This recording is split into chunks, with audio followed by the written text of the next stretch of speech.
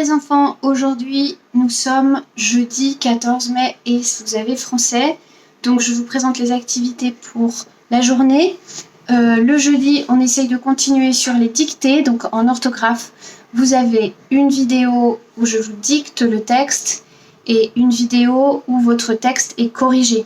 Donc vous commencez par regarder la vidéo où je vous dicte le texte, vous vous concentrez, vous faites les petites activités que je vous demande de faire sur ce texte. Vous vous appliquez et une fois que vous avez bien relu votre dictée, vous posez votre stylo et vous regardez la correction et avec votre stylo vert, vous corrigez votre dictée. Si vous voulez avoir les points, il me faut et la dictée et la correction de la dictée. Je vous rappelle que c'est une préparation à la dictée, donc c'est normal de faire des erreurs. On prépare la dictée et la semaine prochaine, on fait à nouveau cette dictée, mais cette fois vous aurez eu le texte à la maison pour la préparer, ainsi que la fiche de préparation que je vous enverrai demain. Donc le texte et la fiche de préparation, je vous les envoie demain. Je ne vais pas vous envoyer le texte aujourd'hui, sinon c'est trop facile. Donc ça, c'est pour l'orthographe. La grammaire, on continue avec le complément d'objet direct. Donc je vous rappelle, le complément d'objet direct répond à la question quoi posée après le verbe conjugué. Donc vous devez dans cet exercice me trouver les compléments d'objet direct et les compléments circonstanciels et m'indiquer s'ils sont en manière ou lieu. N'hésitez pas à m'indiquer le verbe et le sujet, c'est toujours utile. Vous avez la correction, donc s'il vous plaît, corrigez. De même pour la conjugaison, on continue à réviser un petit peu l'impératif présent. On fera une petite évaluation dessus la semaine prochaine. Donc l'impératif présent, où je vous demande de conjuguer des verbes et de les passer à la forme négative. Par exemple, je vous demande de conjuguer le verbe prendre son cartable.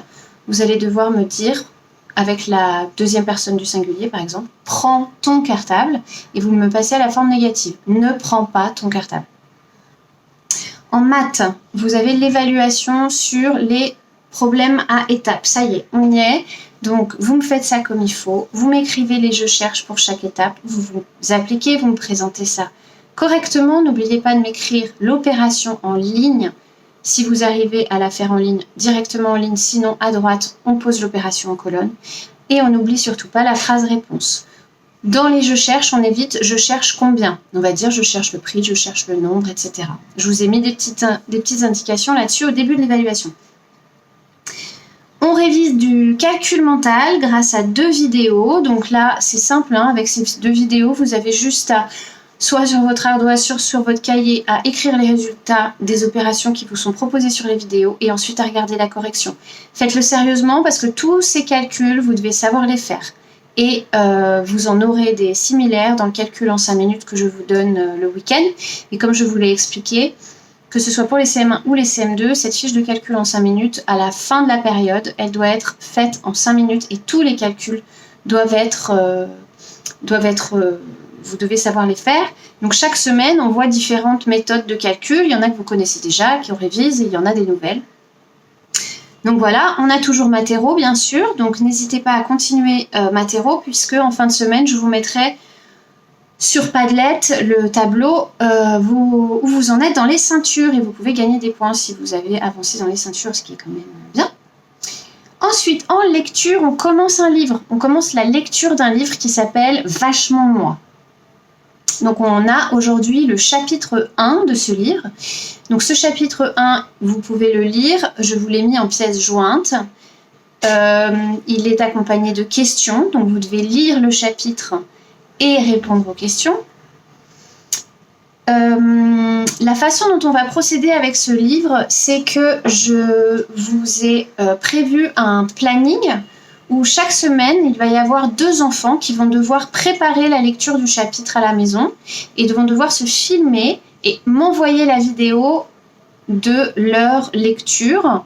Donc, les enfants qui auront à le faire devront préparer la lecture, c'est-à-dire que si vous lisez devant la caméra pour vos camarades, votre lecture doit être fluide, vous devez respecter la ponctuation et vous devez connaître les mots que vous lisez. Donc, je vous mets aussi le planning de ces... je vais vous montrer tout ça sur Padlet après, de ces lectures sur le tableau Padlet pour que vous puissiez voir quand est-ce que vous avez prévu quand est-ce que j'ai prévu que vous lisiez et je vous enverrai le chapitre en début de semaine pour que vous le prépariez. Vous m'envoyez la vidéo et ensuite je peux la mettre en ligne le jeudi quand on fait la lecture. Au début de la lecture, je vous le répéterai dans l'autre vidéo, au début de la lecture, vous m'expliquez les mots qui sont compliqués. Par exemple, là, c'est moi qui la lis cette semaine, donc je vous ai mis en lien la vidéo où je vous lis le chapitre 1 pour vous montrer ce que je veux que vous fassiez. Vous, au début du texte, vous allez voir, avant de lire, j'explique les mots difficiles du texte. Donc j'aimerais que vous fassiez ça aussi.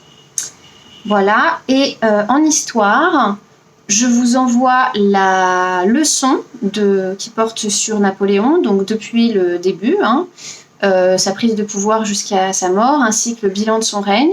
Donc je vous ai fait une vidéo pour la lire avec vous et aussi pour vous expliquer ce que j'attends de vous pour cette évaluation, ce que j'attends que vous sachiez.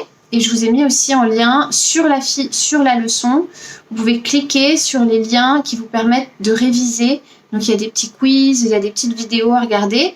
L'évaluation sera la semaine prochaine. Je l'ai prévu le jeudi. Le jeudi, puisque la semaine prochaine, je ne vous le dis pas le vendredi. Donc c'est le jeudi, l'évaluation sur Napoléon, la semaine prochaine. Et enfin, en histoire également, je vous propose de jeter un œil sur le planning des exposés que j'aimerais que vous fassiez sur la Première Guerre mondiale. Donc, j'ai partagé la Première Guerre mondiale en différents thèmes et j'ai inscrit vos noms à côté d'un thème. Je vous propose aussi des recherches à faire, enfin des sites ou des petites vidéos à regarder pour avoir des informations sur le thème de votre exposé. Pour votre exposé, c'est à vous de voir. Je vous avoue qu'on n'a encore jamais fait ça, les exposés à distance. Donc, si vous me faites un PowerPoint que vous expliquez, mais après, vous ne pouvez pas vraiment enregistrer votre voix, donc c'est pas évident. Donc, peut-être un PowerPoint où vous filmez à côté, vous expliquez, ou alors des affiches que vous faites à la maison et que vous expliquez en étant filmé, des dessins, juste peut-être une explication à l'oral, avec pas forcément beaucoup d'images parce que je veux pas que vous passiez trop... Enfin, vous pouvez pas tout imprimer. Donc, je vous laisse voir. En tout cas, j'aimerais donc que vous fassiez ces exposés et vous allez voir, j'ai mis les dates. Donc, ce que je peux faire, aujourd'hui, je vais y arriver. Je vais essayer de vous montrer mon écran. Donc, normalement, si je fais ça... Voilà, si je fais ça, vous voyez mon écran. Donc, je vous ai envoyé un lien vers Padlet.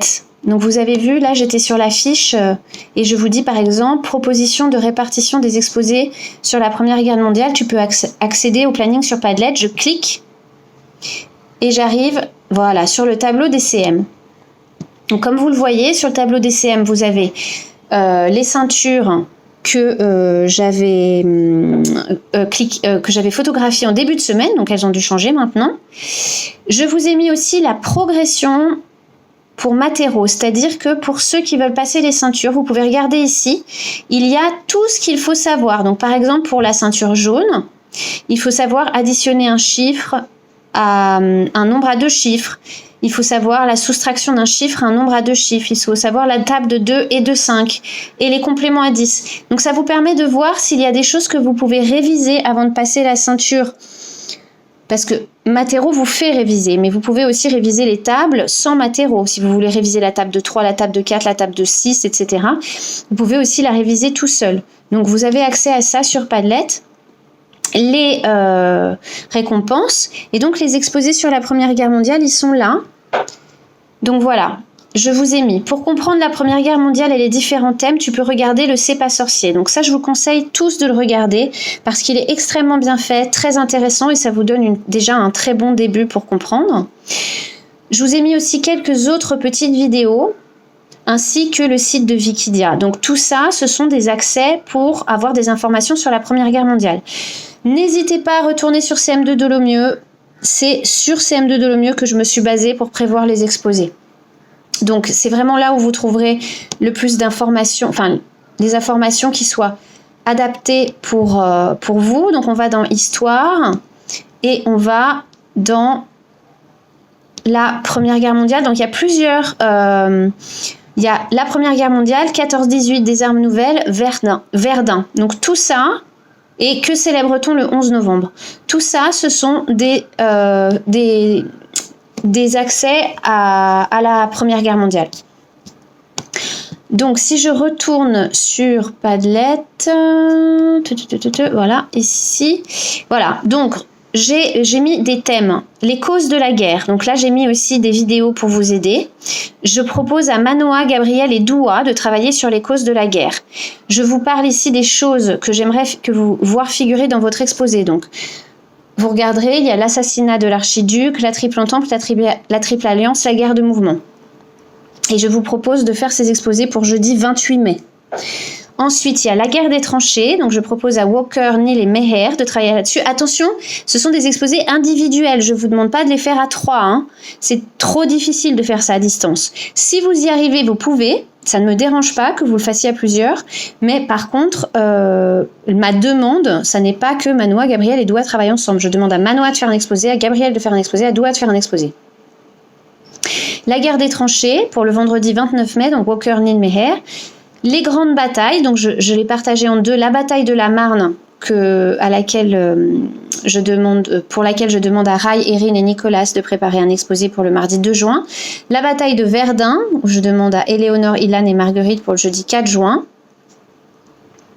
Donc dans la bataille de Verdun, ne pas oublier de parler de la butte de Vauquois. Les célébrations du 11 novembre. Qu'est-ce que l'armistice? Que célèbre-t-on le 11 novembre? Je demande à Bérénice, Luna et Dorsaf de me faire un petit exposé là-dessus. Il y a encore de la place pour les armes nouvelles. Je me disais qu'il y en avait certains d'entre vous que ça pourrait intéresser, mais attention, c'est en plus. Donc voilà ma proposition. Si le sujet ne vous convient pas, si vous voulez changer, je suis prête à en discuter.